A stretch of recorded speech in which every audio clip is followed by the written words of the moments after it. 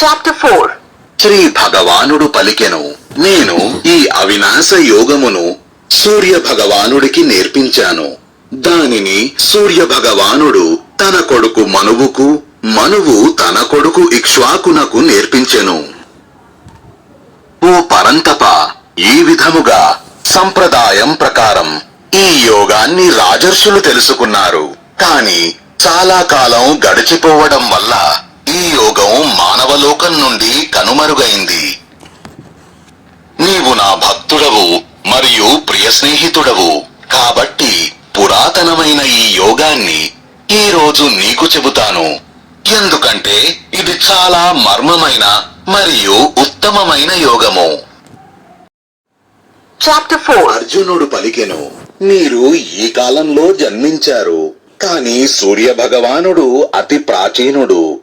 విశ్వం ప్రారంభంలో మీరే ఈ యోగ జ్ఞానాన్ని సూర్యదేవుడికి ఇచ్చారని నేను ఎలా అంగీకరించగలను? శ్రీ భగవానుడు పలికెను, ఓ అర్జున, నీవు మరియు నేను చాలాసార్లు జన్మించాము. ఓ పరంతప, అది నాకు తెలుసు, కాని నీకు తెలియదు. నేను పుట్టుక లేనివాడిని, నా స్వభావము మారనిది, మరియు నేను జీవులందరికీ ఈశ్వరుణ్ణి కూడా. అయినా స్వభావానికి విరుద్ధంగా నేను నా యోగమాయ వలన జన్మిస్తాను. Chapter 4 ఓ భరత, ధర్మానికి హాని కలిగినప్పుడు మరియు అధర్మం పెరిగినప్పుడల్లా నేను సాక్షాత్కరిస్తాను. సాధువులను రక్షించడానికి, పాపకర్మలు చేసిన వారిని నాశనం చెయ్యడానికి మరియు ధర్మాన్ని స్థాపించడానికి నేను ప్రతి యుగంలోనూ కనిపిస్తాను. ఓ అర్జున, నా దివ్య జననం మరియు కర్మల సత్యాన్ని తెలిసిన మనిషి శరీరాన్ని త్యజించి తదుపరి జన్మ అనేది లేకుండా నన్నే పొందుతాడు. అనగా జనన మరణాల బంధం నుండి విముక్తి పొందుతాడు. రాగ భయం మరియు కోపం నుండి ముక్తులై నా ఆశ్రయానికి వచ్చి నాలో విలీనమై జ్ఞానరూప తపస్సుతో పవిత్రమై చాలా మంది భక్తులు నా రూపాన్ని పొందారు. Chapter 4 ఓ పార్థ, నన్ను ఎవరు ఎలా భజిస్తే నేను వారిపై అలా దయ కలిగి ఉంటాను. కాబట్టి మానవులందరూ అన్ని విధాలుగా నా మార్గాన్నే అనుసరిస్తారు. సాధారణ పురుషులు ఈ లోకంలో కర్మ ఫలాలను కోరుకుంటూ దేవతలను ఆరాధిస్తారు. ఎందుకంటే ఈ లోకంలో కర్మఫలాలు త్వరగా లభిస్తాయి. గుణాలు మరియు కర్మల ఆధారంగా 4 వర్ణాల వారిని నేను స్వరపరచాను. నేను దీనికి కర్తను. అయినప్పటికీ నీవు నన్ను అకర్త మరియు అవినాశుడనని తెలుసుకొనుము. కర్మల ఫలాలను నేను కోరుకోను, కాబట్టి కర్మలు నన్ను ప్రభావితం చేయవు. నన్ను తత్వవిధమున తెలుసుకున్న వ్యక్తి కర్మలతో బంధించబడడు. Chapter 4 గతంలో మోక్షం పొందిన పురుషులు కూడా ఇలాంటి కర్మలే చేశారు. కాబట్టి నీవు కూడా పూర్వీకుల మాదిరిగా చేయవలసిన కర్మలనే చెయ్యుము. కర్మ అంటే ఏమిటి మరియు అకర్మ అంటే ఏమిటి?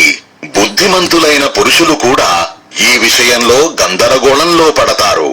అందువల్ల కర్మ మరియు అకర్మల యొక్క స్వభావాన్ని నేను నీకు వివరిస్తాను.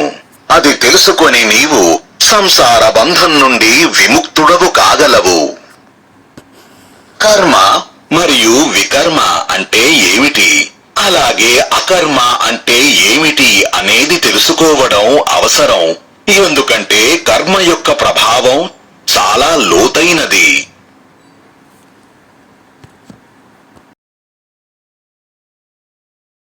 కర్మలో అకర్మను మరియు అకర్మలో కర్మను చూసే వ్యక్తి మానవులలో అత్యంత బుద్ధిమంతుడు, యోగి మరియు సంపూర్ణ కర్మలను చేసేవాడు. ఎవరి కర్మలన్నింటి ప్రారంభం సంకల్పం మరియు కోరిక లేనిది అవుతుందో, మరియు ఎవరి సంపూర్ణ కర్మలు జ్ఞానం అనే అగ్ని ద్వారా దగ్ధం చెయ్యబడతాయో అతడిని జ్ఞాని అయిన వారు పండితుడు అని అంటారు. కర్మఫలంతో తన అనుబంధాన్ని త్యజించి దానిపై ఆధారపడకుండా ఎల్లప్పుడూ తృప్తిగా జీవించేవాడు కర్మలలో బాగా నిమగ్నమై ఉండి కూడా నిజానికి ఆ కర్మలు చేసేవాడుగా పరిగణించబడడు.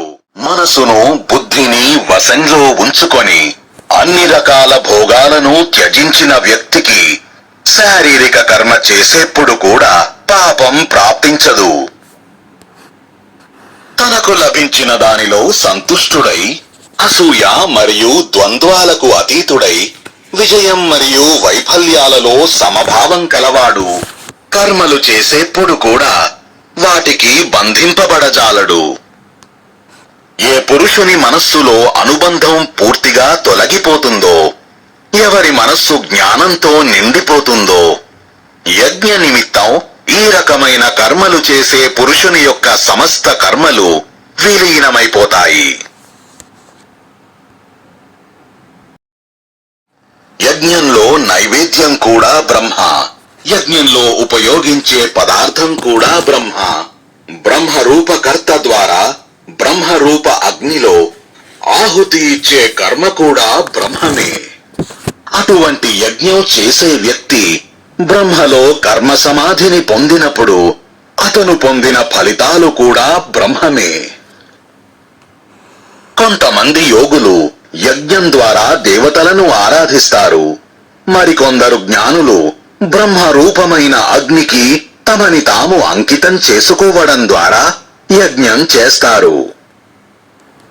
కొంతమంది యోగులు శ్రవణం మొదలైన తమ కర్మలను ఇంద్రియాలను సంయమనం చేసే అగ్నిలో వదిలివేస్తారు. కానీ మరికొందరు శబ్దాది ఇంద్రియ విషయాలను ఇంద్రియమనే అగ్నికి ఆహుతి చేస్తారు.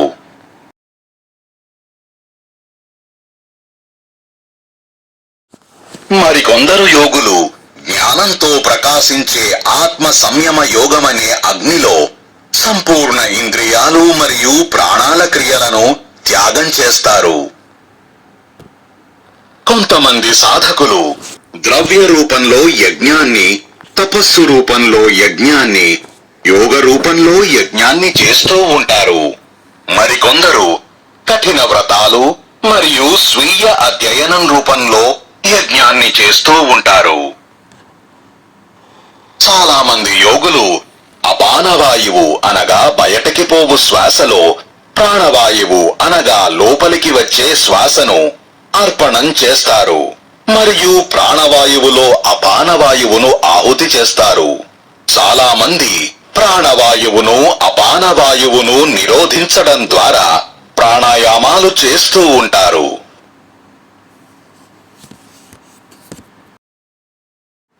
మరింకా ఎంతో మంది నియమితమైన ఆహారాన్ని స్వీకరిస్తూ ప్రాణాన్ని ప్రాణానికి ఆహుతిగా అర్పిస్తూ ఉంటారు.